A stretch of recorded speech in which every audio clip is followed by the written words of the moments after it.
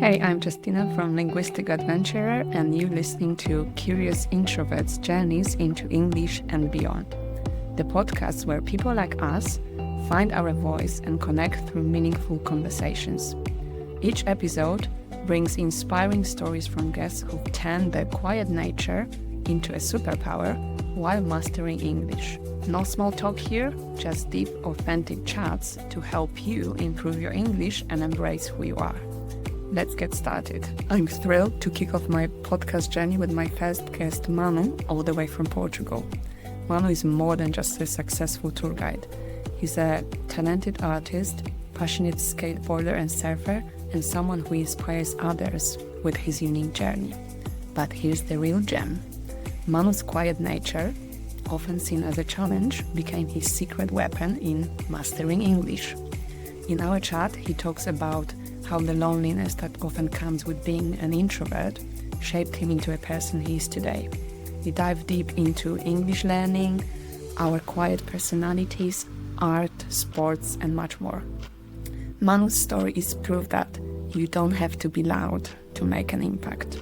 You can check out his amazing art or grab one of the cool t-shirts he designs on his Instagram at Mannu the Wingman. I hope you enjoy our conversation as much as I did, so let's tune in. No, Hello, no. hello, Justina. Hi. How are you? I Is this say, how to working? say? Boa noite. Boa noite. Boa noite, boa noite, How are you? boa noite. Thank you for accepting the invitation. I'm You're excited. welcome.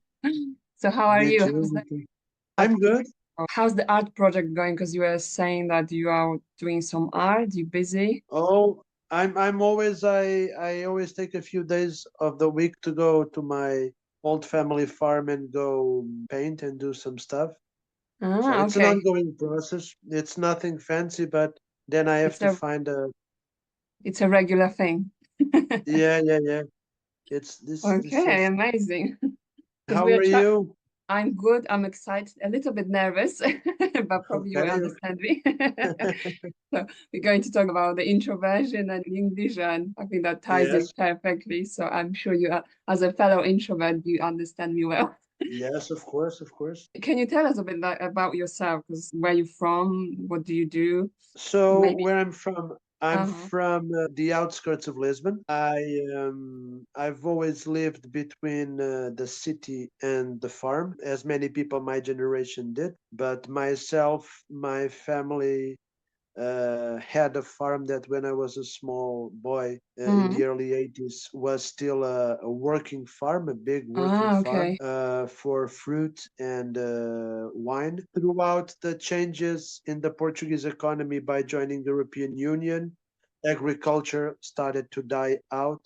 And so the farm was eventually abandoned in terms of Okay. production by the early 2000s. Okay. So now it's like And your so, art spot for yeah, Isis. Okay. so now what we have there is a big farmhouse with nothing getting done, and we're Uh-huh. trying to recuperate it, but let's see it Art challenging. is being done, so something is being Yeah, done. something is being done. I go there and I enjoy the free time.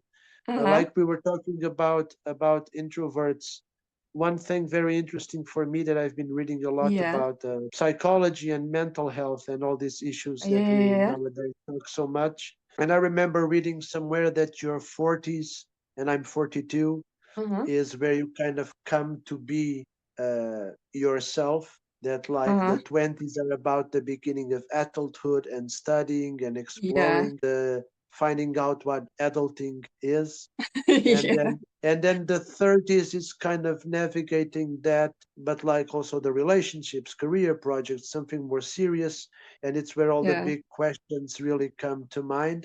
And that Uh-huh. usually by the time you get to the 40s, you should be more into, okay, this is what I like, this is what I don't like, and It's start like the to, adventure yeah, discovery, but then you're going within yourself to discover that. exactly, Yeah. exactly. It's Yeah, I also can. kind of where your body can take the same push constantly Yeah. Your that body they will tell use. you that. Exactly. We need to sleep better, we need to eat better. And so for me, it's kind of a little bit of a full circle. Uh-huh. That now I have the ability to go to the farm because I'm feeling like society in many ways, I never fit in. I always felt a Okay, little yeah, yeah. I want to bit. talk to you about it's like, yeah, I Yeah. have many questions. So imagine we can do this two ways. I Yeah, can either kind of remember the questions and just start talking, and you interrupt me when you want, or if you yeah. prefer, and I'm Go okay for it. with both. You Yeah, can ask me the questions and I uh-huh. answer. I, How do I you I know prefer? it's because it's a lot. I said it's like interesting topic, but then because from what I know, because we're connected by Bruno, and I did a tour Yeah, with yeah. Bruno back in 2017. So I Okay, was thinking, did I do a tour with you in Lisbon? Because I was doing a tour in there as well, going to Cascais and Cabo da Roca. Then okay. I did some You walking might. tours in It's Lisbon. possible. Yeah. Yes, I was trying to put pictures. Do I know the face? Did I need I couldn't put my head around it have met in person or no? So We might. I'm sorry no, if I no, don't no remember. worries. It's 6 years doing tours, many people. Yeah. I usually remember faces, but your face doesn't look completely foreign to me. But sometimes connecting to the names or connecting to where Yeah. and when is more difficult. Or sometimes we have the copy. I've heard of people. Exactly. Friend tells me, "Oh, I've seen you on a plane to Dubai." I'm like, "But I'm in London. I'm not there." But the person looks like you. Yeah, I have the theory that this is all a video game like The Matrix. There's only seven types of bodies and faces combined. Yeah, it sounds good, but I can sometimes jump in and ask you a question because from what I understand, you are a tour guide, but then you do art, you Yeah. do something else. Do you have a lot of, as they call it now, side hustles or projects in terms of like Uh, your job? my life is basically between the tours. That's my Hmm. main job. I'm already part of the main team of the company. So I also Oh, okay. do part of the maintenance of the vehicles. And basically, I'm the guy who fills the vans with gas and washes the vans and gives the vans to the So driver. you deal with everything. Yeah, What's needed? which Uh-huh. is kind of an important part as well. Huh? Then I have my art projects, which are not a place where I get any income from. It's just for I Uh-huh. am an artist. I have to create. I have to express Okay, my. so I wanted to explore because I was like, you were Yeah. talking about art, and I mean, I'm not an artist, but Mm. I'm self-taught. So what I pick up and whatever I watch on internet or I just do, or Yeah. when Oh, I I do. understand. So what's the projects that you do with art? For example, yesterday I was finishing with my nephews. They are 10 and 8. A mural that I did here on the street this year was my first time doing the mural. And it was a mural celebrating the Portuguese Revolution of the 25th of April of 1974.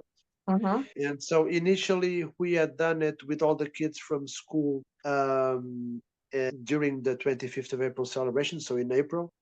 But Mhm. then there were some details missing, like the red carnations, which are the flower symbol of the revolution. Mhm. And I wanted to do like a side paint session with just the two of them and not all the kids. And so Okay. yesterday I went to pick them and we went to do that. But I'm also self-taught in terms of arts because what I studied was design. Oh, wow. Yeah, Cool. Uh-huh. so in design university, and this a little bit talking about introverts, Yeah. uh, you learn. For me, something that was very useful was learning a distinction that at least I keep to myself between the crafts and art. So where art is more about expressing something you feel, Yeah. and a craft is doing something to serve a purpose. Okay. Oh, okay. So like a nice chair can be a beautiful piece of design, but it's a chair. It's It's made for you to functional. sit. Exactly. And sit on it, it's a sculpture, and then that's Yeah, art. But that's an interesting point of view. Uh-huh. yeah, when I start this conversation with my former university colleagues, they all go crazy. Oh no, we are artists, and I say, okay, whatever you want. But this because But also then the craft can be art as well, no? I mean, you can have a bad looking chair or you uh, can have a nice looking chair. And a if that's nice chair can have a nice aesthetic, but if it's a chair to be sat on, it's not an object created purely for the expression of a feeling or an idea.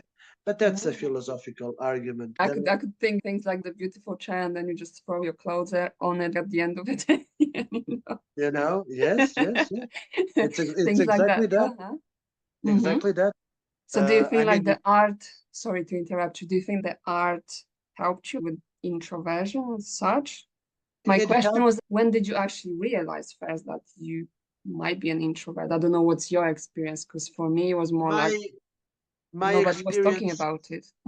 my experience of being an introvert comes from as a young kid, and I have to give you like a more personal context, but I don't mind. If you don't, Uh, if you don't feel like you no, want to go no, like I'm an too open personal, book. like I talk about everything. When I'm in my comfort zone, or yeah. maybe nowadays I'm not so much of a complete introvert as I was growing up, but I still am a selective one. So just Mhm. to go back what we were talking about Yeah. age, hmm nowadays I'm more comfortable of canceling plans and canceling social activities because I no longer have that fear that I need to socialize, that I need to belong, that I need to go to every Like party be and every event. accepted by your peers. And now I'm more at peace that no, maybe today I want to be by myself, or maybe if I want hmm to spend time with someone, I want to spend quality time with someone that I have a real connection with. Yeah. Whereas, especially in my university years, I was very much into trying to be a cool kid, trying to be part of the group, Uh-huh. which throughout my early teens was something that I struggled to do. So basically, to give you a quick hmm context, so as a young kid in elementary school, I was a single child back then. My hmm sister was only born when I was 6, so I was like the center of the Oh, universe, yeah. you know. And I was like the perfect little boy doing everything that the grandmas like and the parents and Oh. everything. And then my sister was born, and then I went to middle school. And I was even recently seeing some videos and talking about a customer on a tour who was a therapist telling me that hmm actually the tough age, especially for boys, is not high school, but it's middle school. It starts at hmm age 10 when hmm boys start to prove themselves to be young boys instead of just children. Yeah. And so that shift for me to the other school was terrible. I was very much bullied, which back in the early 90s was not something that people talk about like they do Yeah. now. For the boys, it was just part of growing up, Yeah, like you get have to be along. tough and like just take it. Exactly. hmm And then my environment at home was never a very supportive environment. Yes, I understand. I mean, I can relate a little bit to what you said because I remember when I was a kid, I was very quiet. I could go to school and my mouth Yeah, would not open for hours if yeah. I could. Of course, I know that you can also has other things going on in there. And the teachers would be always saying, "Oh, you know the answers. Why you not raising your hand? Why you not Yeah. saying anything? When we ask you for a question, then you know, like, why do you sit hmm quietly?" And now, and even my mom would be, "Oh, you're so shy. Oh, your sister has to, because I have three siblings. So it's like your sister Exactly. has to help you because you kind of, in a way, like I'm some kind of lacking in something, some skills hmm or things like that. So you feel as a kid, I was like, yeah, you can feel lonely, but as you said, the older you get, I think you kind of then I realized I was okay, it was lonely, but then I'll be like, I'm just an outsider. I do my own things. I go into books, I don't know, some drawing.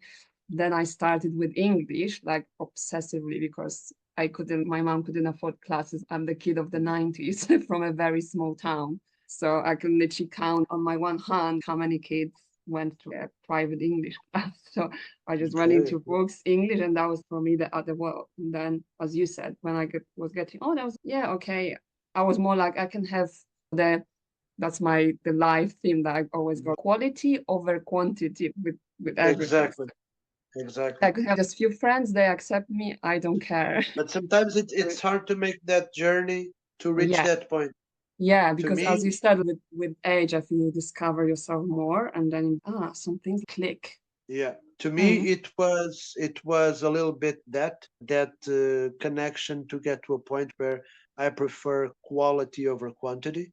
Whenever I meet new friends around the mid 30s coming to my age, I will always tell them, you see, this is a time for you to value one thing over the other. And maybe to me, to my personality, I'm becoming very comfortable with that because maybe that's more close to my natural rhythm Yeah. than trying to force myself. Because imagine, I was very, very introvert, shy, closed into myself Mhm. until I got to high school. Yeah. I can give you even an image that Okay. between year 5 and year 9, I almost had no friends. I would come Mhm. home from school and just watch cartoons, read comic books.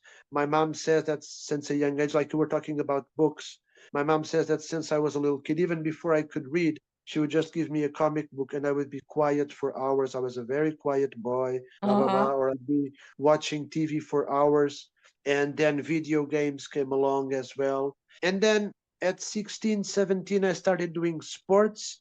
First, it was karate that my mom signed me up, Mhm. which was really helpful for me as a boy because doing physical exercise, especially in a martial art, started realizing I wasn't as weak as I thought I was from the Uh-huh. bullying, you know. Yeah. Okay, I can do push-ups, I can grow my muscles, I can throw a punch, these Yeah. basic things. And it for my self-esteem was really good. And then I started doing these two sports that were my what saved my life, to be honest, Mhm. surfing and skateboarding. Oh, wow. And both those sports are individual sports, so where you set your own goals and you only challenge yourself, so you find your own rhythm. And Mhm. if it's some and it's for me very rewarding because as much as it can be hard, it gives you a self-discipline, and then when you achieve the goal, it's yours, it's totally yours, there's no That's excuses. interesting. Mhm. Whereas in team sports I was always excluded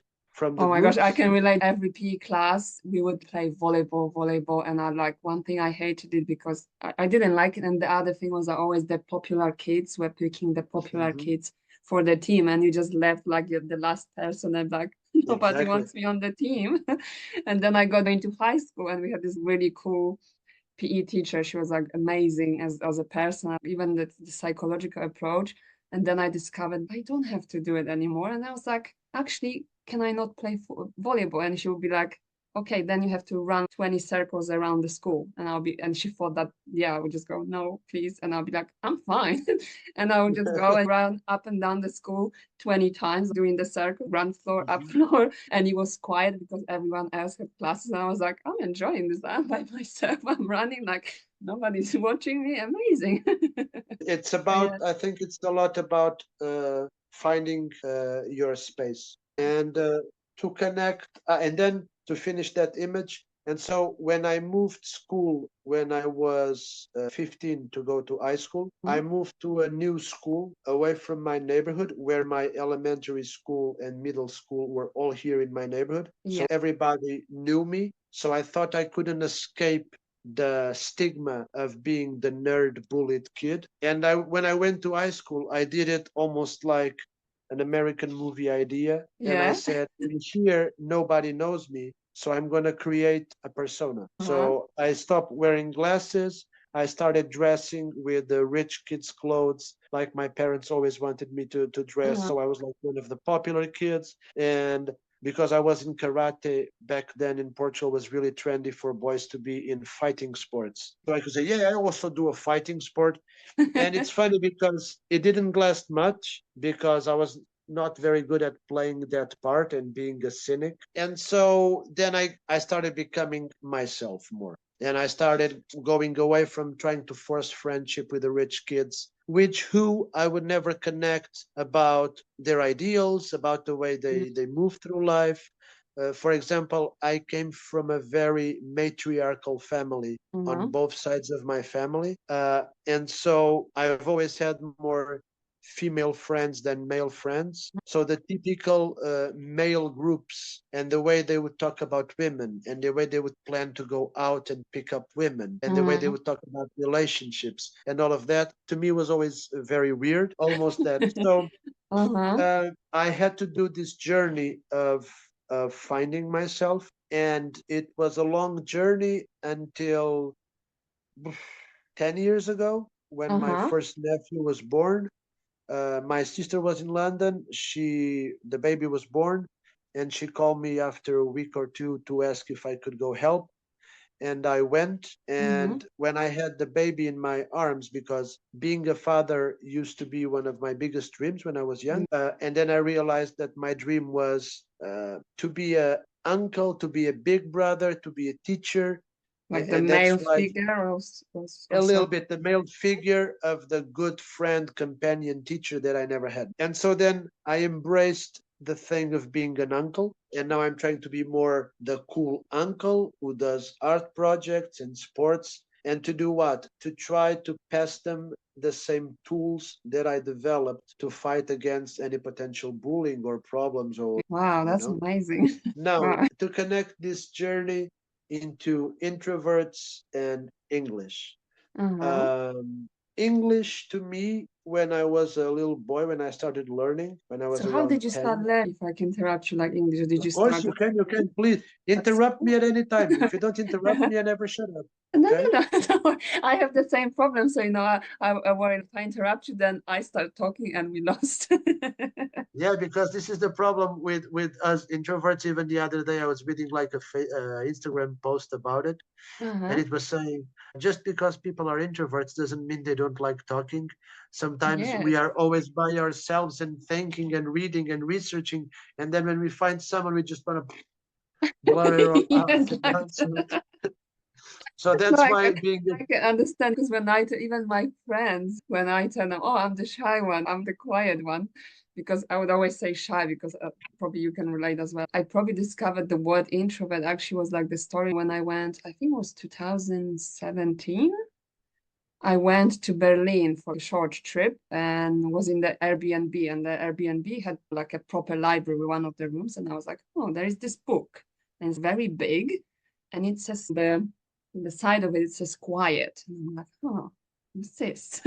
So I picked it up and I started reading. Oh, in the evening, what do? I can chill here. So I opened this book and I'm reading. It's for introverts. But I'm like, okay, introverts, whatever. I'm reading and then I haven't read the whole book. I don't know if have you heard about this. I think Suzanne Cain, Quiet. She had a TED. I can send you maybe later because I haven't actually finished this book. I just managed to read, I don't know, maybe uh, quarter of it. But she's describing, I don't remember now, but it was basically like describing, I think she starts maybe when she was at school or something, giving situations when she was being told like, oh, why are you so shy? Why are you not talking? Why are you so quiet? Why your face is so serious? Are you angry? She was basically giving examples how world is designed for extroverts. Being mhm, extroverted is being prized like, oh, you go out there, you have many friends, you always talk, many exactly. people around you. And it's the same if you go to jobs, people would very often pick the people that are more out there, very confident, talking. And so I was Proactive people. yeah, exactly. It's kind of the quiet. And I was like, ah, wow, okay. I didn't know I'm the introvert. That's the fancy name for it, Mhm. if you could say. So it's interesting. So I think for me, maybe it was a bit like, ah, okay, I can really relate to that. For all the life, I was like, yeah, I'm just shy, quiet, like everybody tells me. Yeah. But now it's like, okay. So sorry, I interrupted you. You were saying, No, no, no, no. I think uh, it's a little bit that. I agree. You touched the subject there that if we start talking about, we have to do three calls. But yeah. I think really one of the problems for me with society, and I Hmm. think it's interesting with this era of social media, as a reaction, it's creating a lot of isolation, Mm. and a lot of mental health issues. I think the social media and all the internet experience for the last maybe what 25 years has really tested that situation that you just described.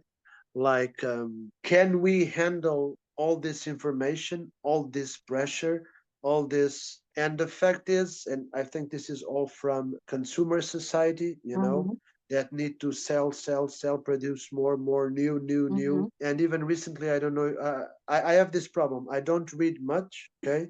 I'm starting to read now. mhm, I mostly read, I grew up reading a lot, but it was more comic books, magazines, other things. Now I'm becoming a complete grown-up and I'm starting to read books without pictures, because I'm also starting to write. Oh, wow. But I think I always took much of my references from TV shows and film, and I recently started watching this show called Mad Men. I don't know if you know it. I think I've had the name somewhere, but I haven't. It's a show that talks about the beginning of consumer society post World War II in the US.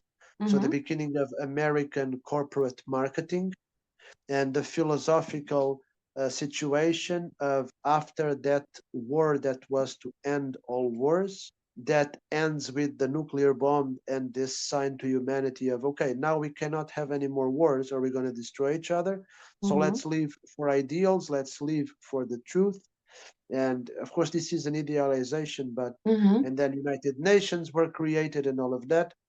And there's a guy that generation of advertisement men were old military guys from World War II. So guys were very true to their ideals because they fought the Nazis and saved the world. And all of a sudden, what they're doing is they're being fed all these privileges so they can come up with ideas to sell these illusions of happiness, these lies. And I think we're having now the exaggeration of that. And I think more and more I'm seeing people retreat within themselves. And it's funny in this job being a tour guide. And I started in 2018, so 2 years before the pandemic.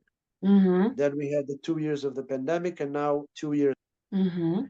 It's funny because if I think about it, the people I've been meeting on tours post-pandemic who were like us, introverts, more introspective people, more people used to having to face the stress from society and react away and find comfort in other things and find more our peace and our inner quiet. I see more those people coming out of the pandemic better than the normal people who all of a sudden had to face all these inner questions of, and you probably have the same, lots of couples who broke up because all of a sudden, who are you? I don't know you. I'm living with you for 24 Now we hours. spend a lot of time together. What's going on? Exactly. But even relationships of parents and kids that had to be.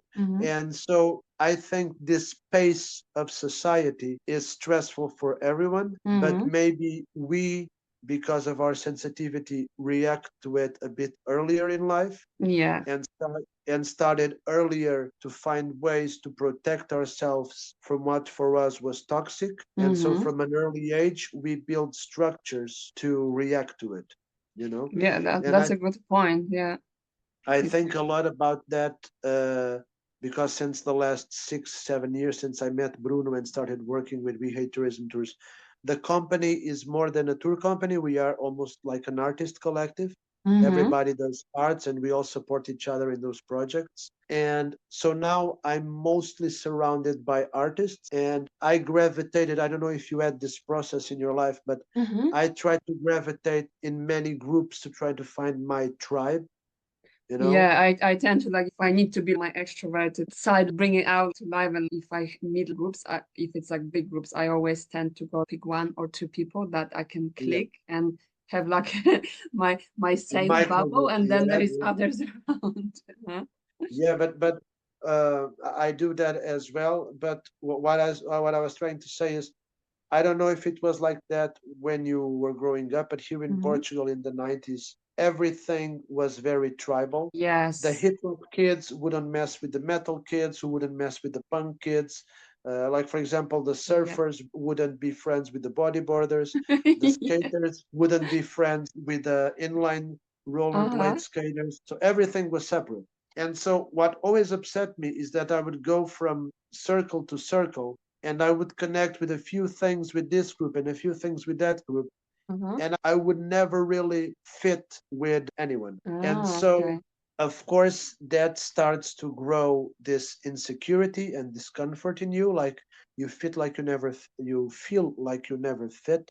And I remember to connect to English. English always felt like a distancing from reality.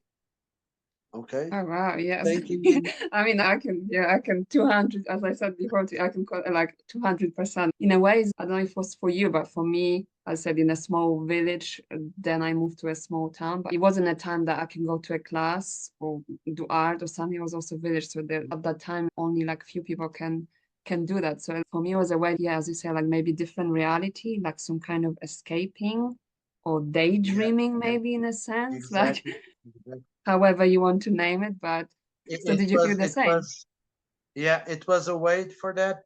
It seemed like a more simple language Uh-huh. because Portuguese, especially Lisbon Portuguese, is a language that really represents the elitist class system of Lisbon. Ah, And so it's a language that I feel has a lot of influence uh, after the earthquake in yeah, the 18th the big century one. that changed the city. Yeah. Yeah. And so Lisbon Portuguese has lots of little innuendos for you in the way that you say something. Like you can say the same thing, the same basic sentence 50 different ways, Mm-hmm. and those innuendos are always to separate people or to give a different second meaning, you know. Mm-hmm. And English was just like blunt, simple, you know. Okay, so it felt like kind of uh, uniting. You don't have. exactly. Uh-huh. Okay. And also, uh, my parents' generation grew up speaking more French and Italian and Spanish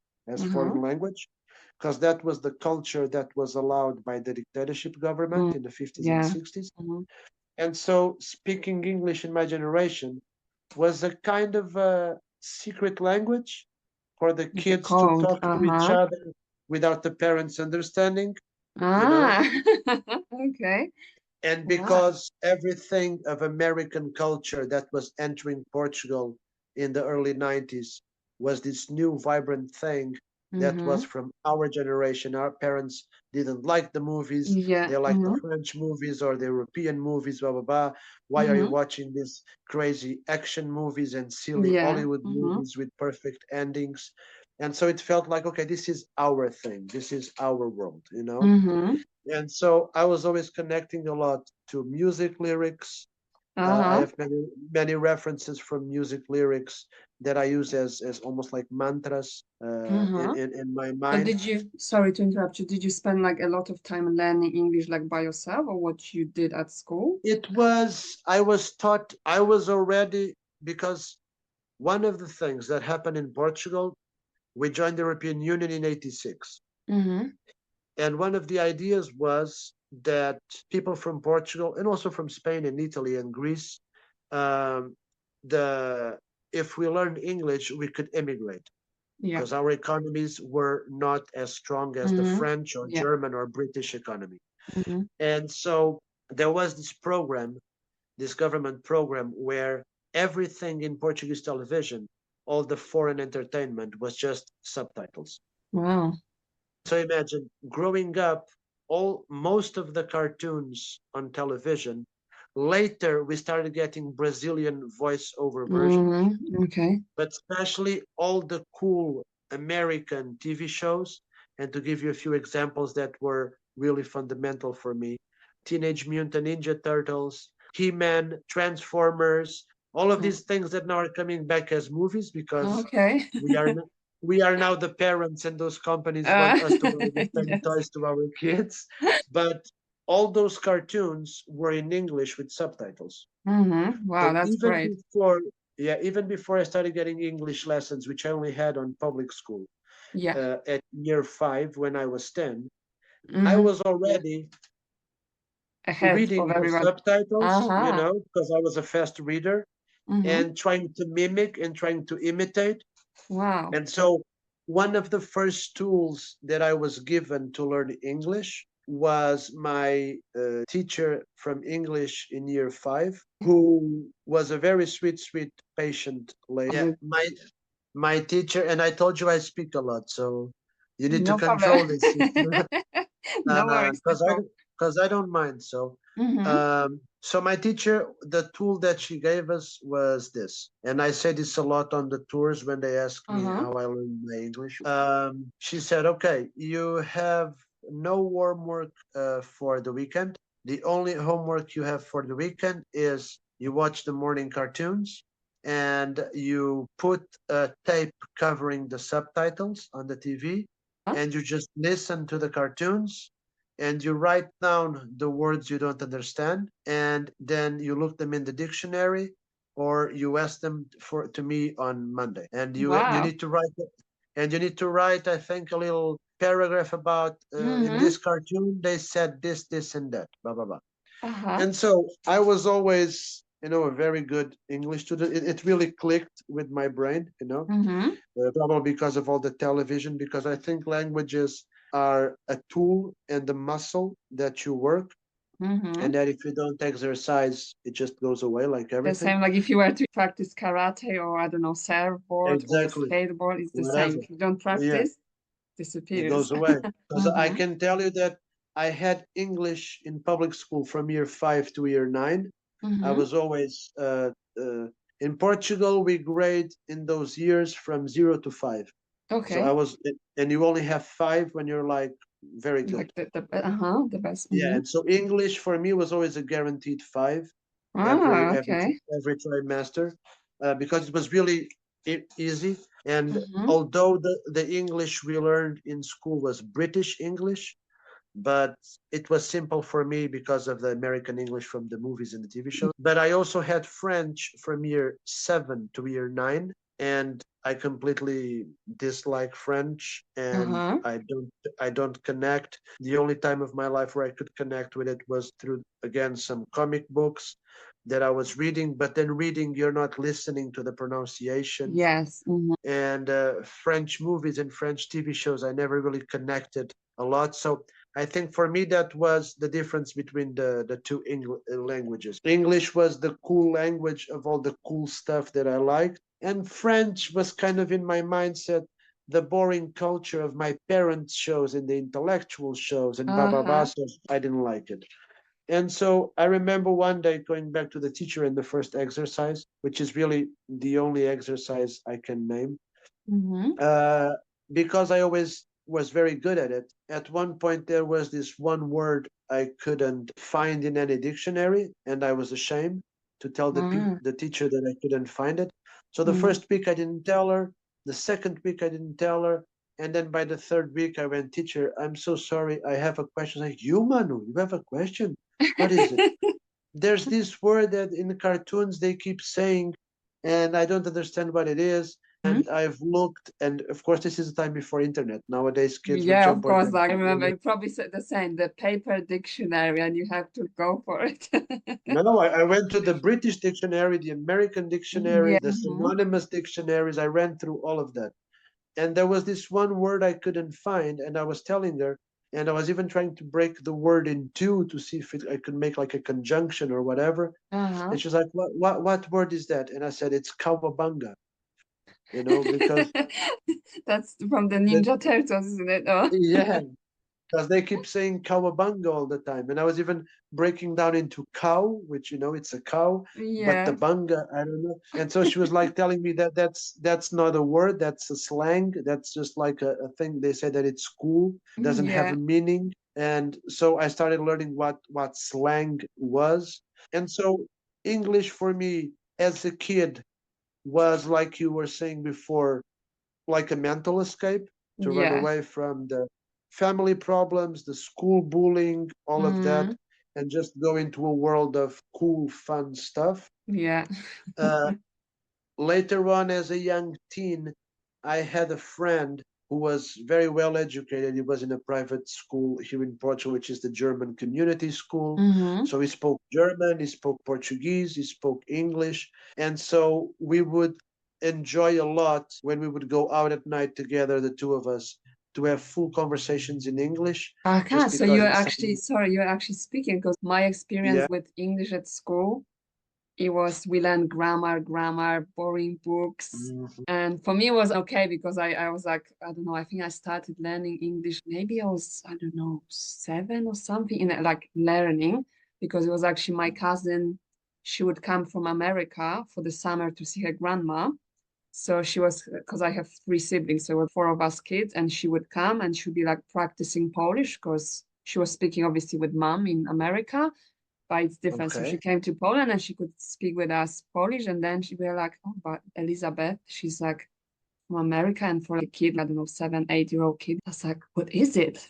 There is something more apart from my house and my own Yeah, country. Like, what's this? Is it like in space? Like exactly, exactly. something like, and I remember the situation where we used to play, and then she would sometimes obviously talk with her American accent, speaking Polish, but I was like, wow, it sounds so Yeah, cool. yeah, yeah, And yeah, then yeah. but she would just throw like random words because honestly, I had zero English. And then she started, and then I think one time we're playing something that she was pretending she's a teacher, and she would teach us the colors in English or how to say hello, how to introduce yourself, like as a 7, 6-year-old. I'm like, what's this? It's like another secret language, as you say, it's something Yeah, different. So I think for me, that was like a click, and I was like, oh wow, English. And then I just went in, and it was probably, you remember the cassettes when we listened on the yeah, yeah, Walkman yeah. and stuff. So I think my mom, she didn't have money because she was also like a single mother. So I think I kind of, I don't know, forced her or convinced her to get me some books in English. So I think I don't know if you remember those times when you could get like those magazines, I don't know, about comic books or drawing, or I don't know, maybe music that you will order, and then they would send you, or you would go to the little shop with newspapers and you would get it, I don't know, once a month or every 2 weeks, like a subscription kind of thing. Yeah, yeah, yeah. So it was like, I think it was something called Easy English or something, that you would get it, Yeah, and it yeah, was like yeah. a tape with it. And you had a list of words, but it was a color. You could put it in your folder. And then I was like, always like, where is the 2 weeks mark? I can get the new Yeah. Easy English. And then I started, but that was well, because I started English when I was, I think, 13. So from, I don't Mhm. know, 6, 7 up to 13, I was doing English on my own. Like, Hmm. crazy. But I wasn't talking because I had nobody to talk Exactly. with me. So I was And I like, think that's one of the most important things. mm, Like even nowadays, because then English, to get into some deeper subjects, mm-hmm, for example, from that background I was telling you, to me it was always kind of hard growing up, getting involved with Portuguese women, yeah, because especially Portuguese women, my generation, even today on the tour, I was speaking this with mm-hmm, a young American couple that I had, yeah. and I make a lots of self deprecating jokes. Uh, Yeah. and so I was kind of making jokes about, oh, because I'm always single and women never like me, blah, blah, blah. And they were laughing about it. Uh-huh. And then we went really serious into the subject. And one phenomenon that happens here in Portugal a lot to women Mm-hmm, my age is they grow up between two standards, uh-huh. because my parents' generation, the people who are now in their 60s, late 60s, early 70s, Mm-hmm. especially for the women, they were the first generation to conquer a lot of rights, you know? Yeah. So they were the first women to vote. They were the first women to be able to have a job. They were the first women to be able to own a house. Mm, I mean, when my mom was a teenager, women couldn't even travel out of the country as a grown up yeah. without permission from the father or the husband. Mm-hmm. Right? So we had the fascism oppression in Portugal was in the 50s and 60s. So even by the early 80s, we were still a very conservative, especially for women. So women my age, I feel that they grow a lot between, on one hand, they are taught to be independent and emancipated and do their lives and have their opinion and do whatever they want and have a career, Mm-hmm. and not depend on men. But at the same time, they also have the pressure, if you don't get married, you're nothing. If you don't have kids, you're nothing. What's If you're wrong with single, you? exactly. And Mm-hmm. so I see a lot, because I was always one of those guys that I was a little bit of a bad boy because I surfed and I skated Ah, and I okay, didn't yeah. dress. But then when they met me, I was actually a nice guy who was very conservative about some things. Mm, So they wouldn't like me if they were looking for the bad boy. And yeah. then if they were looking for the nice guy to get married, because I came from a family that used to be rich and I came Mm-hmm. from a nice neighborhood and I had a good Mm-hmm. education. But then I was the skater and I was the artist, So I was you're the not priest. fitting like the image of Exactly. your family as such. And Uh-huh. so it was always very frustrating connecting to Portuguese women. Mm-hmm. And so English helped me to connect with women from other cultures Oh, that okay.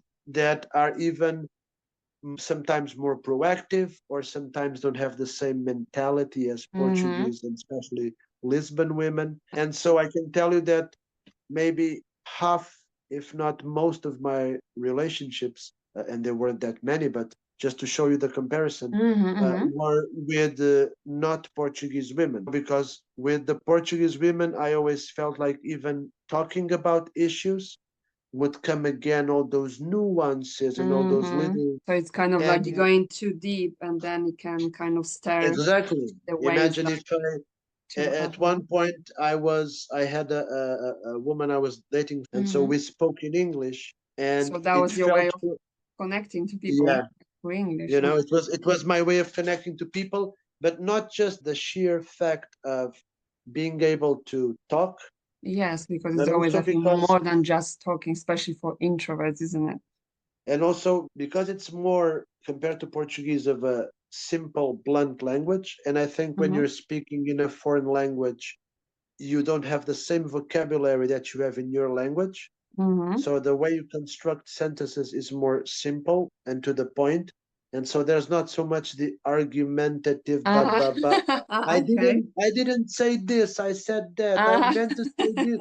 No, because you're if it's not your native language, you tend to be more short in vocabulary and options. So then what you say is what you mean. yeah, so And it's not so like in between the lines. It's just here it exactly, is. That's what I meant. exactly, you Nothing know. else. And so that for me was very refreshing Uh-huh. because the conversations were to the point, the connections with friends were to the point. I have lots of friends from other countries who live here in Portugal. We all Mm-hmm. communicate in English. Mm-hmm. One of my best friends, he's Hungarian Serbian. He lives in the north of Portugal, and we speak in English. Although he speaks really good Portuguese now, Mm-hmm. and he's a Portuguese citizen now. But Yeah. we speak in English because we like to talk about these deep feelings and background and all of that. And English seems to simplify it, and you can quote something from a movie or from a song. And so that is also very helpful.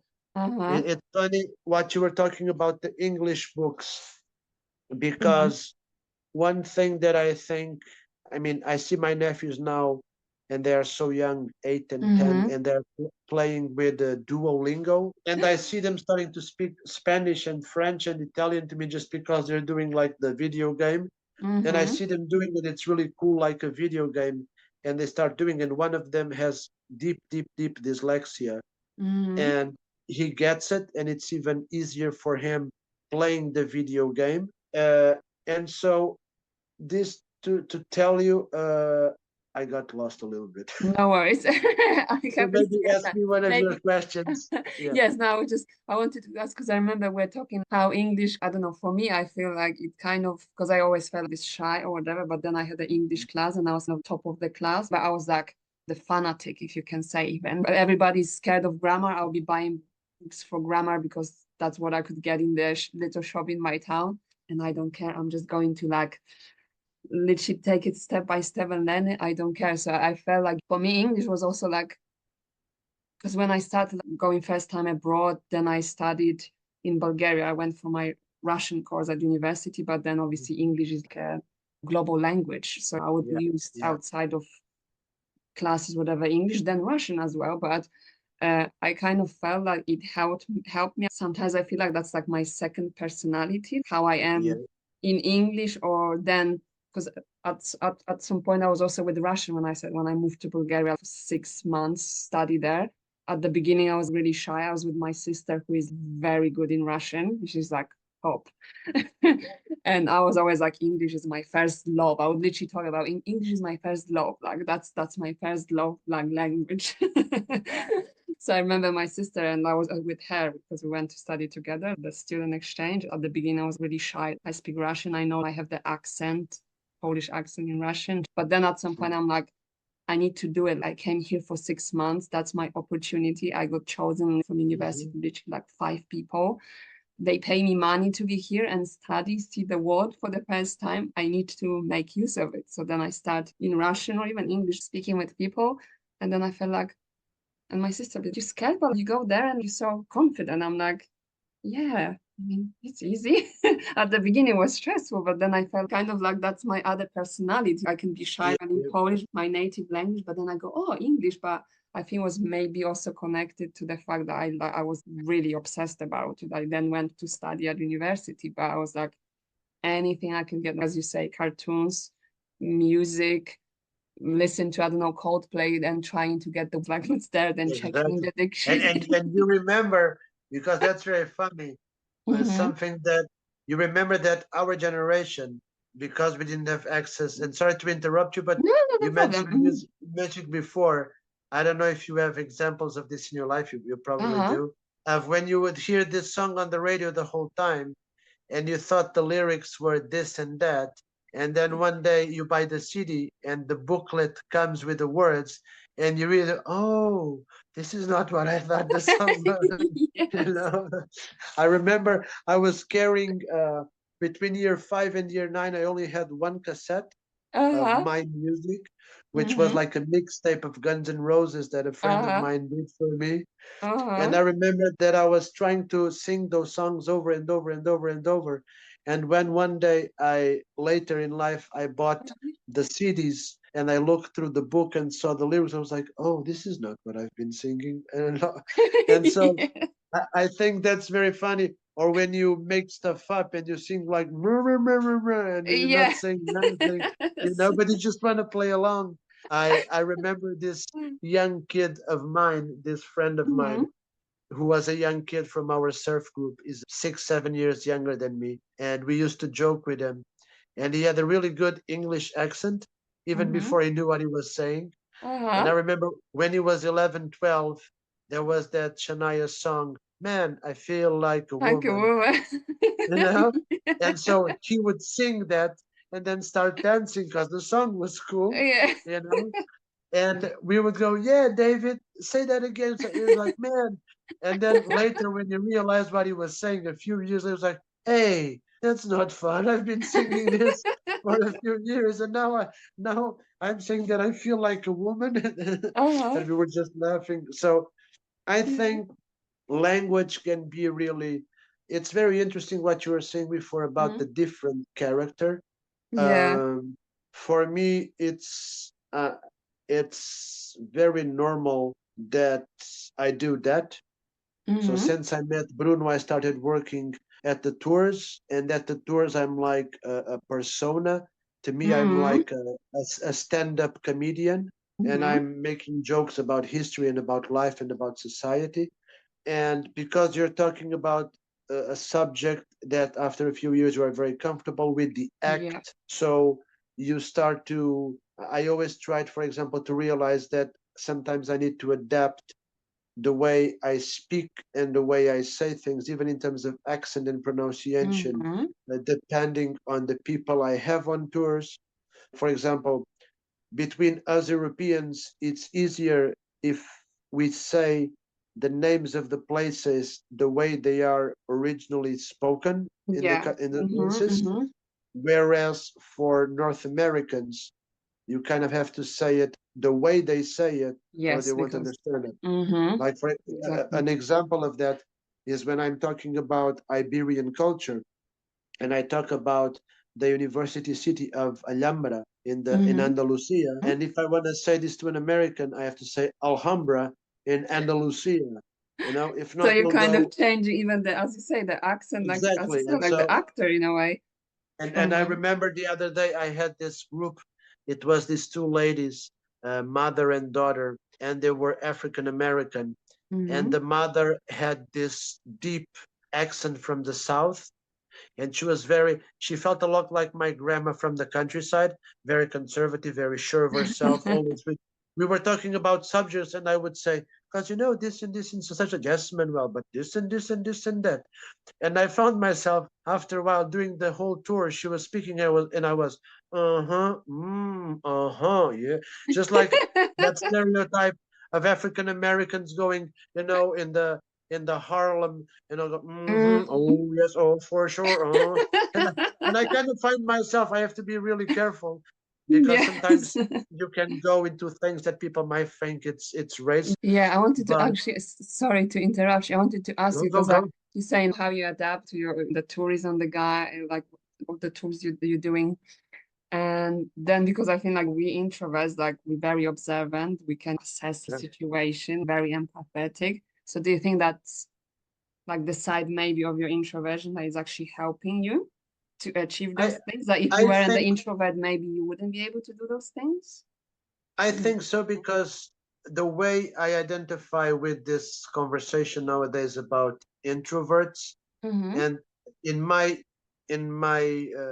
experience from when I started hearing about it, was a lot also connected to ADHD, Mm-hmm. and depression and mental health issues, Mm-hmm. and so I've been trying to kind of navigate all of that, and I think it's down to kind of, I always like to simplify things sometimes Mm-hmm. to make it easy, and then Mm-hmm. go deep into the long conversation. Mm-hmm. And I think it's down to, you're either a person who's able to say, okay, I'm going to do what everybody wants so I can be with everybody, and you go, or you go, I don't like that. I don't feel comfortable with that. And those things start to pile up, and you start to retract, you know? Mm-hmm. And so maybe you can be happy in both situations. To me, now at this point in my life, I feel like I found a way to be happy being myself, you know? Mm-hmm. And I feel like being an introvert, sometimes people, you were saying a few times, oh, you're so shy. Mm-hmm. Maybe it's not because we're shy, because when we find someone to open up, we are the most open people. We are Yes. usually like open books. And then people Yes. go, way too much information, not Yes, so like much. hold on. And you're like, well, you asked me. Usually us introverts have this background of family trauma and other stuff, that we Mm-hmm. I can agree. retracted Mm-hmm. into our cocoon. And Mm-hmm. I think we come to a point where we grow out of that cocoon. And I think introverts have a lot this. We can Mm-hmm. talk for hours about everything else, but not about ourselves. I think Yeah, there's I also think yes, it might be a point, but I think it might be depending also like what's the actual topic because as you said, yeah, sometimes we're like just we throw it up and then people are like, whoa, whoa, like we're not that close yet. and exactly, it's an example, but usually with women and with close friends, so with the people you connect with, I've always had this issue where I start to gain confidence with people by talking about other subjects. And if I'm talking in Portuguese and to Portuguese friends, everything you're talking about is being micro analyzed Mhm. by um, supposed constructs and supposed pre-made ideas, Mhm. because we know where we live and we know who our parents are and blah, blah. Oh, you're only Yes. saying Mhm. that because this and that. Mhm. And Mhm. if I'm speaking with someone from another country who doesn't know me, doesn't know my family, doesn't know my culture, and we're just talking about a topic, and for me that's always in English, Mhm. you're just talking about the topic. You have you're in a position where you're open to talk, okay, about what you asked me, this is my idea, you know Mhm. and So so I it's think in a it's way like also maybe not that deep emotional Mhm, like connection or the background somebody exactly, has on you. Mhm. Yes. more rational. Like logical and maybe take away the emotion and be like, okay, that's what it is. Uh-huh.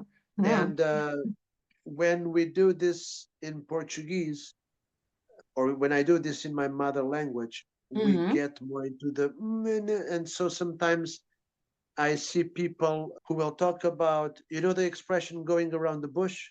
Mm-hmm. Yes, beating around the Just bush. we Yes. we want to Uh-huh. talk about this, but let's go. Yes. Mm-hmm. And it's a spiral effect. And so I Mm-hmm. think language, but especially what you were mentioning before, the different persona, the way that speaking a foreign language can kind of transport you into out of your situation. Mm-hmm. For me, as an introvert, was always a very helpful tool. I remember Yes. So I can relate. So I think, yeah, it's like maybe some kind of theme here. Like the yeah, language, maybe, you know, for some people, maybe it's English, for others, maybe French, maybe, I of don't course. know, German, that it's a way to maybe find yourself even. I don't know. I don't know if that's, and I don't know how it is for you and your friends and your Mm-hmm. relatives, but uh, when I was in London, here in Portugal, I've met many Polish people everywhere. Mm-hmm. So I don't know if you guys have, like we have in Portugal, lots of immigration, lots of people who go Yes. Mm-hmm. looking for better Mm-hmm. lives. Yeah. And in Portugal, especially in my generation, we all went abroad for a few years in the 2008, 9, 10 Yes. Mm-hmm. until 2013 economic crisis. Mm-hmm. And this same thing we're talking about of, oh, in that other country culture, I felt so much better. And I kind of for many years had this assumption, yes, it's because Portuguese culture is conservative and repressive and all the other cultures are cooler. And now in 6 years of this job, meeting people from all over the world, what I realize is that with any other language, what happens is when you go to a different culture and a Mm-hmm. different country and you start from scratch and no one is biased against you because they don't know you. And Mm-hmm. especially you're there and your brain is even learning a new code, like everybody now talks Yes. about coding, and you're Mm-hmm. learning a new language and you're having to make that effort of being clear about your communication because you have to have those foreigners understand you, and a lot of times it's a career, so you need to be proactive about what you're Mm. saying, and so that's almost like a new birth, Yes. and you start from scratch and Mm-hmm. it's almost like refreshing. And so I Yes. think everybody, every, and I know I'm escaping a little bit from the No, subject, no, no. but I think a language can be an important tool to connect people. I mean, speaking, humans being able to speak to each other. Yes. I think it's what separates us from the instincts that Mm-hmm. animals have to fear other animals. And I think language is a big tool from that. To give you an example, when I started doing tours in 2018, it was big period of Trump Mm-hmm. politics, and so I had many customers arguing in my van with mixed groups, some Trump supporters, some against Trump, Yes. and it was people from different countries and going through their either perfect English if they're Americans or British or Canadian, or struggling with their English in other languages, and I would have to kind of mediate everything. Mm-hmm. And I would do a lot these exercises of finding common grounds and finding punchlines from movies, from songs, from things that don't you see that we all connect in this Yes, point? we are in the same thing, as you say. Yeah. Wow, So amazing. let's build back the bridges. Uh-huh. And I think English, and that's why when Bruno sent me Mm-hmm. your information about this project, for me was so interesting, Mm-hmm. because if I think about it, English was a big escape from my reality at first, but then it was also, especially for the last 6 years, a way to build myself And your uh, life, a right? new life, Mm-hmm. you know, and even kind of making full circle what we were talking in the Yes. beginning Mm-hmm. of introverts going back to being at peace with being introverts. Mm-hmm.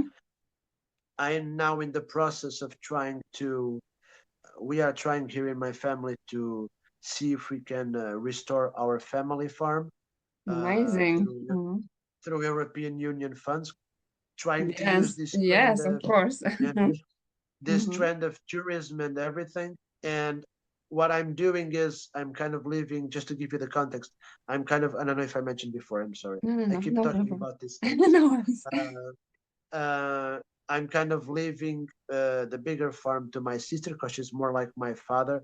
linear Mm-hmm. thinker, natural Mm-hmm. born leader, businesswoman, blah blah blah. My father was like engineer, and I'm Mm-hmm. not. I'm like my You're the mom. more creative side. Yeah, Mm-hmm. I'm a storyteller. I'm an artist. I'm more emotional. And so my plan is for a smaller house we have there to make it my house, kind of like artist retreat, but where I will spend 3 to 4 days a week and then try to rent it for the weekends so That's that I can make amazing. some Wow. money. But Mm-hmm. then on the weekends, I could also come to the city to do some tours and do my art exhibitions. And Mm-hmm. so by the introvert thing, I would have my days to be alone, Uh-huh. painting, reading, writing. Then I could come show that to people, You're communicate a bit that, you know? extroverted side and show people there is another side. Wow, that's Exactly. amazing. So man, Exactly. I have a question because now we talk like, Go, go, we go. kind of like, oh yes, we already know like we introverts or we the shy ones, we quiet Mhm. ones, it's okay. But I mean, would you have any advice to people like who are introverted and they maybe don't even know about it? And or maybe because if you're introverted, we have the association that we don't like talking, or is it difficult, the small talk? So no, like people who Mhm. want to learn English, but they feel like, oh my God, I don't like talking, I don't want to talk. Would you have any advice to people like this, or how they can embrace the introvert and be like, oh, actually, I can be whatever in English, or how that could I help? think Or I think first off, I don't enjoy much, and I know this is not you who came up with the word. This is now the trend. yes, I mm-hmm. don't, and I'm gonna sound like one of those people nowadays who are very politically correct, No, debating don't all the worry. titles. Mm-hmm. But for me, the word introvert implies almost like a condition. I wouldn't say a mental Yeah, health mm-hmm. issue, but that you don't, you're just a person who locks yourself inside of yourself. And I think sometimes, like we were talking, like the two of us just gave our life examples and showing that sometimes being an introvert person is just a reaction to the world. But then what I think is that we will grow always into introspective people. Mm-hmm. We are Mm-hmm. people who are more within ourselves and at peace with our company and Mm-hmm. at peace with our appreciation of life.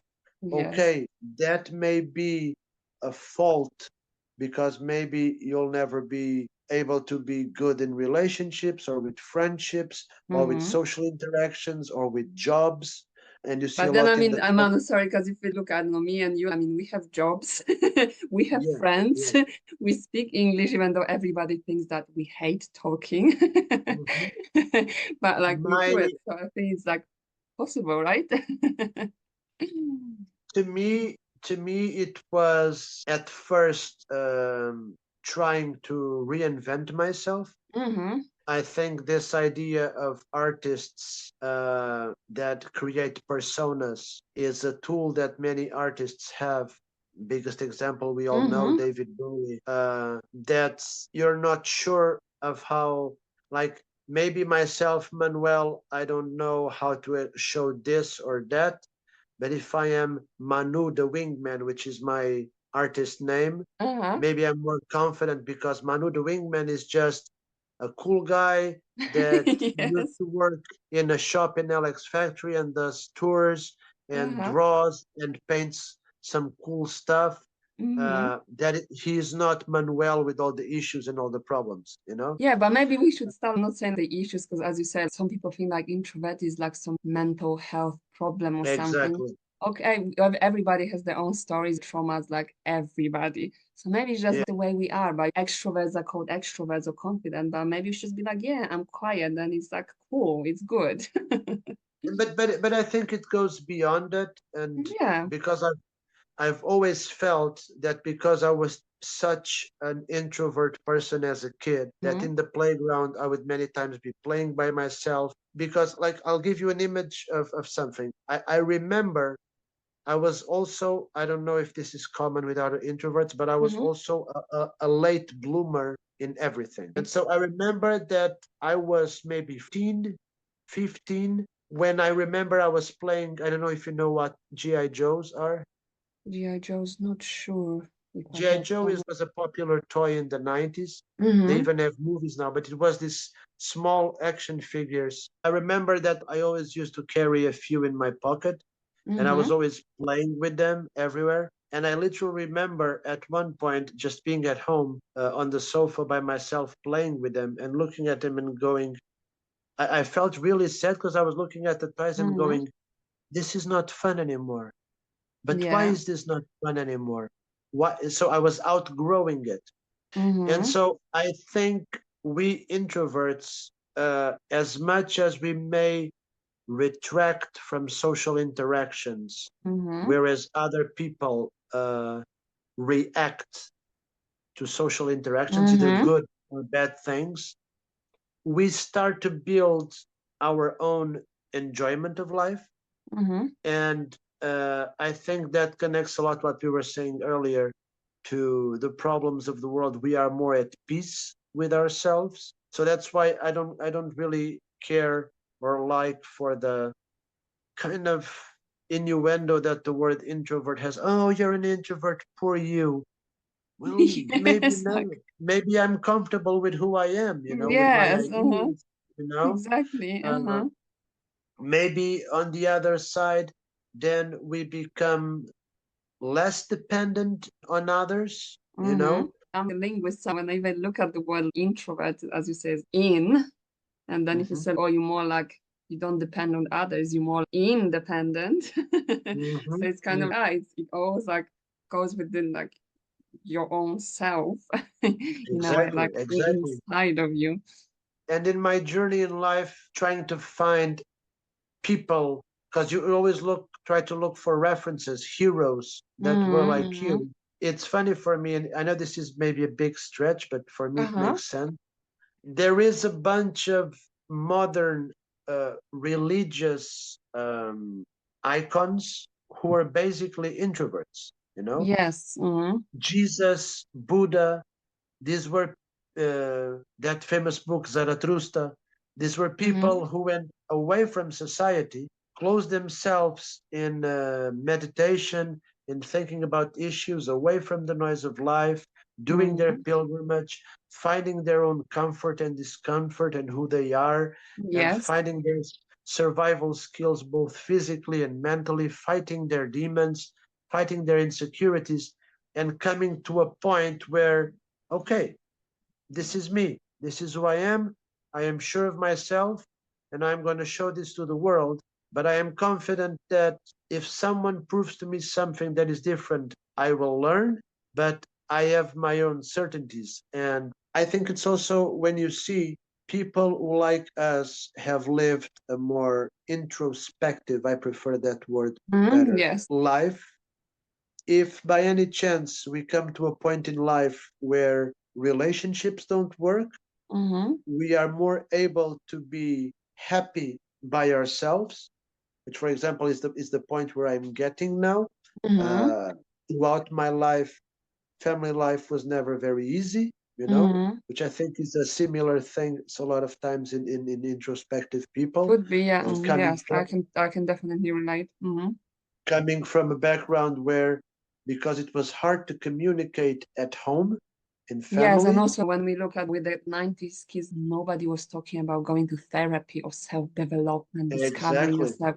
You just go on exactly. with life. I don't know, as you said, you were bullied or you were crying, you just wipe your tears, you go on about it because you have Yeah, to yeah, do yeah. well. Nobody talks about it. And our parents were working a lot, and for a lot Yeah, of us, it was the first time that the mom could also go to work. yeah, So you had both parents away, yeah. where Mm-hmm. maybe Mm-hmm. our parents would grow up that maybe the father goes to work, but the mom And is always moms, there yes. to go Mm-hmm. support, to give Mm-hmm. care. And so we were kind of a generation of kids that kind of had to grow up with the magazines, with the TV, with maybe you were Yes. like your grandparents or the uncle an older brother or whatever, but you had to be more independent, like you were saying. That's why I prefer the idea of being independent, Mm-hmm. introspective, than that stigma of, oh, you're an introvert, you have an issue, poor you. No, Like, it I'm was a fine. reality.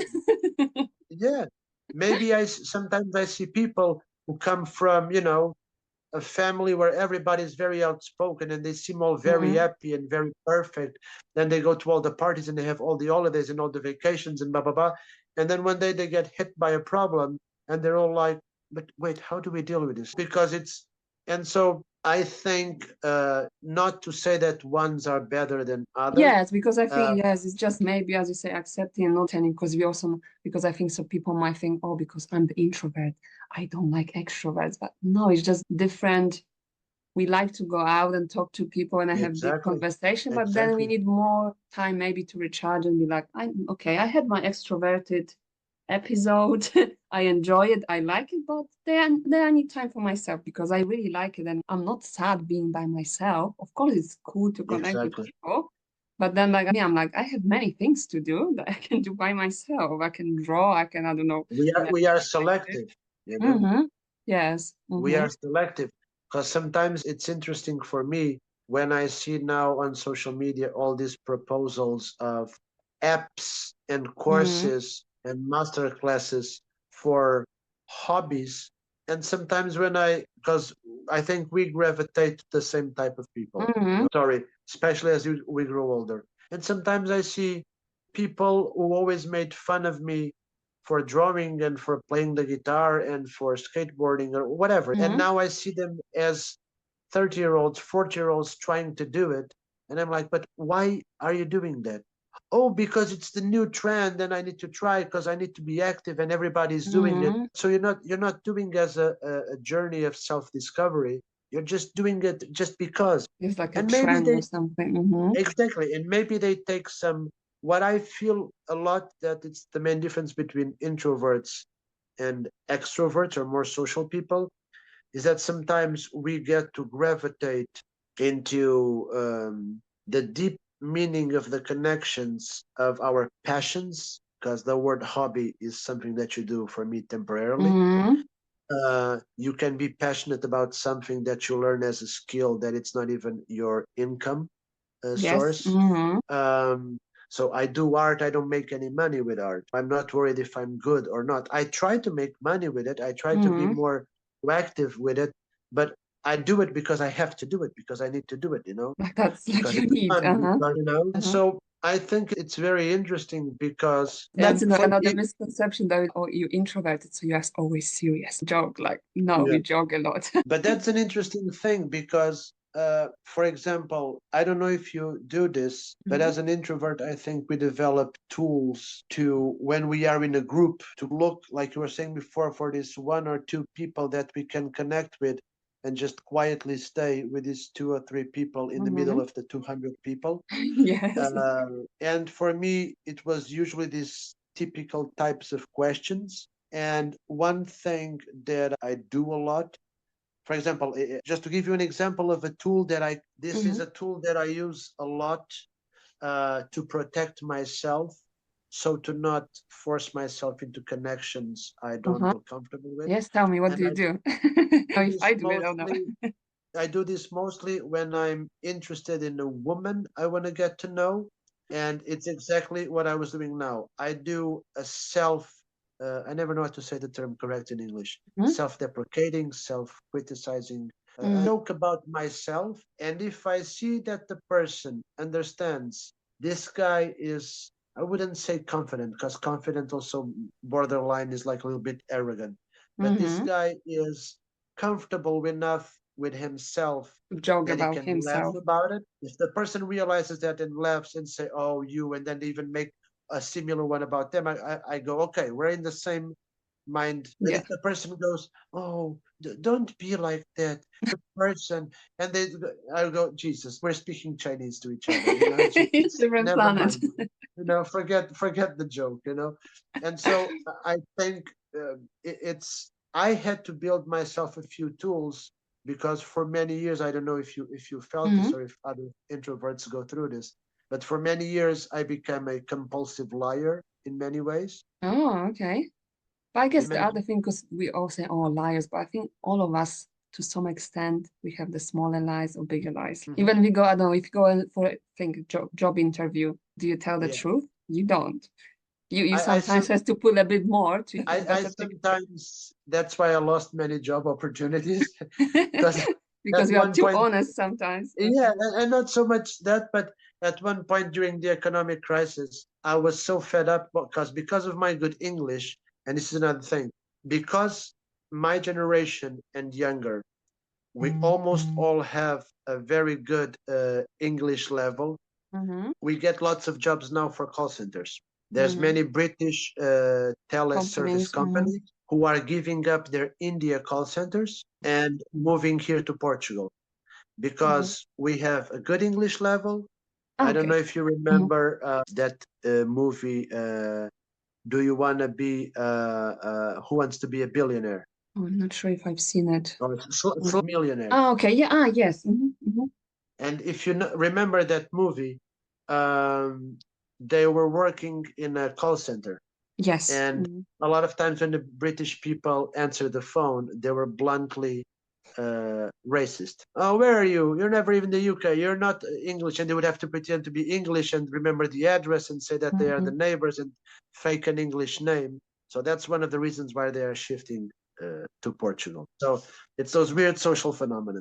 And because of my good English level, not only was I, like most people my generation, a big man with a university degree, so with good vocabulary, good education. But then because of my English, I could have all these opportunities to many campaigns, because sometimes the recruiters would come and go, "Hello, Manuel, how are you? Tell me, what can you tell me about your English level?"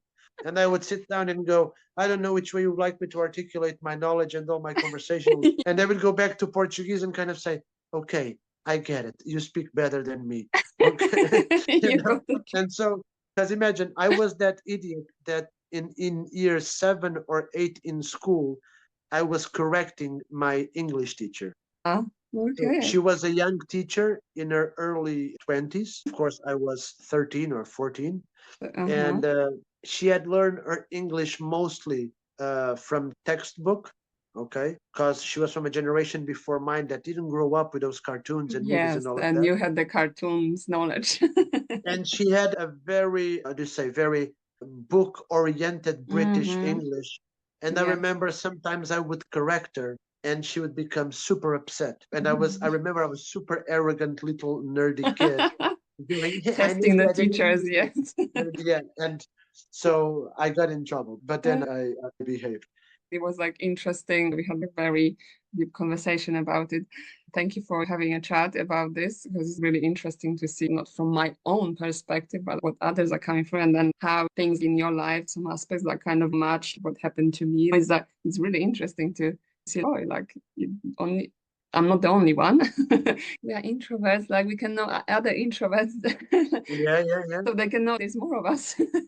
Yeah. Not to categorize it, but as you say, it's nice to have the tribe of people that they can understand you and you don't have to explain yourself and be like, I'm normal. But that's the word you just said. If you recall a little bit what I was telling you before about being in high school and pretending to be someone else, and then I couldn't handle it, and I started to gravitate away from the lie and going back to who I was. And it was through this girl that was in my class, and of course I had a crush on her. And I remember one day we were sitting down talking about music and art and blah blah blah, and she was, and you know how we are when we find someone to open up, we're like blah, blah, blah, blah, blah, blah, blah, blah. Yes. And you were saying before how sometimes you have the balance between the two. And even in relationships, you can find that someone who's very quiet, of course. but likes to listen to you. And then you can go with that person and just pour it out. And the person just listens, but they're enjoying, but they don't talk as much. And they're more like synthesis oriented. And she was a lot like that. And at one point I was talking with her, oh, because I do this and I do that and I don't know. I wish I could be normal. I don't feel like I'm normal. And at one point she just asked me, but what is normal? And it just stuck with me. And so I think, Man, I think that's amazing. I forget the word now in English. Like the whole synopsis of the conversation, like what is normal? I couldn't say it better. I think it's basically this question now, which is now it's very trendy to say polarization. Sometimes when you want to go into a subject, and all the subjects have gray scales, but it's Mm-hmm. easy to orient by kind of separating in black and white. Yeah. And nowadays, it's very trendy to just separate things into one or two options, and I think that's what polarizes people. But I think this idea of separating people in the way they react socially, introverts or extroverts, I think both have pros and cons. I Yes. think we can both be that depending of where we are comfortable or Yes, not, or the you know? situation or how you have to Exactly. adapt, and like it doesn't mean that you have to like sell your soul for something. No. Exactly. Today on the call Maybe with Manu, I can be my introverted extrovert, but maybe tomorrow I'll be quiet for the whole day and do my own thing, and it's fine. Or you exactly. go and do your Uh, art. I'll give you an example. Imagine a professional athlete, okay? Mm-hmm. And when they retire, they are still young people, young adults, and they don't know how to do nothing else, you know? And a professional athlete starts his career, his training in his young age. So where the other of us maybe start training for a profession in university when we Yes. are 18, they Mm-hmm. start from 12, 13, sometimes gymnastics even younger. So by when they retired in their mid late 30s, they've already had 20 or something years of training and career.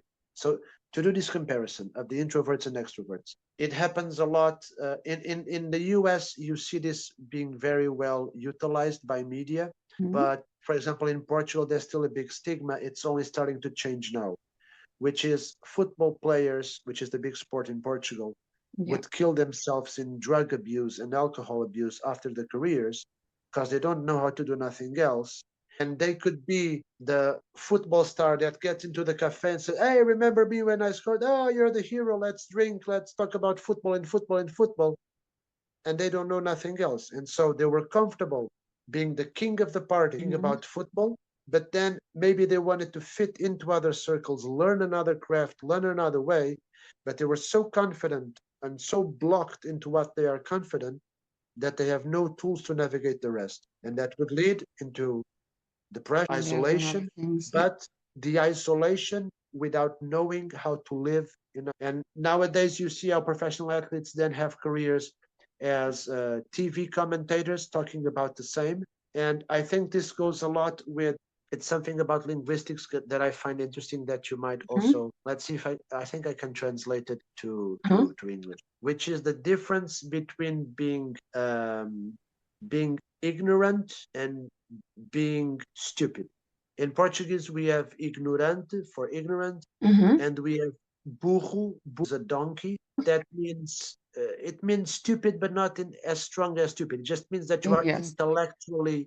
Uh, You have some like limitations. Or I think ignorance is the fact that you lack knowledge of a specific subject or group of subjects. And this was something that was very clear for me as a young child. And that's maybe why I was always kind of confident observing all the groups and all the people and analyzing, because you know that tale, the rat of the city and the rat of the countryside? I'm not sure. I think I think it's a La Fontaine fable, but I'm Huh? not sure if it's from La Fontaine. And it's two mice, one from the city, one from the countryside, who meet and try to debate who's smarter, who lives the better life, who is the more knowledgeable. And Mm-hmm. of course, the rat from the countryside gets to the city and doesn't know nothing about cars and stoplights and big noise and Mm-hmm. industry and all of that. And the mouse from the city makes fun of him. Oh, you're so ignorant. And then they go to the countryside, and the mouse from the city doesn't know how to live in dark nights with no lights and run away from the cats and find a hiding place and finding the berries to eat or whatever. And the mouse from the countryside makes fun of him. Oh, you're so ignorant. And Mm-hmm. so, because I always had this knowledge of different circles and finding that people had their places where they could fit, in my introspective mentality, I think one of the reasons that I retracted so much was because, one, okay, I don't know how to fit in the big groups with the cool kids and all of that, which is usually when you become an introvert in a younger age. But second, I got to a point where I felt like maybe I don't need to fit because I observe all of you guys from the outside and you are all good at this and bad at that. So why do I want to be limited to just this Which or is just that this. or just that? And so this is, I think, sometimes very extrovert people who are very, even give you a stupid example. I always have to give stupid example. And I was talking about these guys that I admired and even envy because they had all these partners, all these adventures, and I was always by myself. We were talking about sex life and sex experiences, and I was realizing that I had been having a much richer experience than them. The crazy stuff. You're doing this, you're doing that, you're doing it in this place, in that place, blah, blah, blah. And then when they were speaking about their way of viewing sex life, it was coming from a position of insecurity. Because instead of being from a position of talking to the partner because we need to connect and let's talk about our issues openly without fear so we can have a deeper, more real relationship, for them it was just like a performance. And it's like, wait. And so that for me was a big example of in adult life where a lot of the people who look like the most proactive, the most verbal, the most get into any room, hey, how you doing? Hey, yeah. And sometimes they are the most insecure people. And I think that insecurity comes from not addressing your own issues, Or not like being have an able to understanding or looking at it. Okay, wow, Manu. We are saying we could go. Okay, we you could are go right. forever. So Yes. If so, let's I don't want to take your evening, and it's no, very late. no. But And I'm okay, no, sorry if I took thank you too very long. much for your time. How do you say? Muito obrigada. De nada, de nada. It Good was a night. great opportunity. If Thank you so much. any time, bye, See Justine, you. all the best. And to you. See you. Can you relate to my guest's story? Let me know in the comments. If you liked this episode, don't forget to subscribe and share it with your friends or anyone who might find it helpful on their own journey to embrace their quiet personality. I'm here to help you with English learning, whether you want to connect with others or turn your dreams into reality. If you'd like to leave a review, I'd love to hear your thoughts on the show. It will help me reach more people like us. And don't forget to check out my Instagram at linguistic.adventurer for more tips on learning English or to ask about my one-to-one classes or group courses. Thanks for listening, and until next time.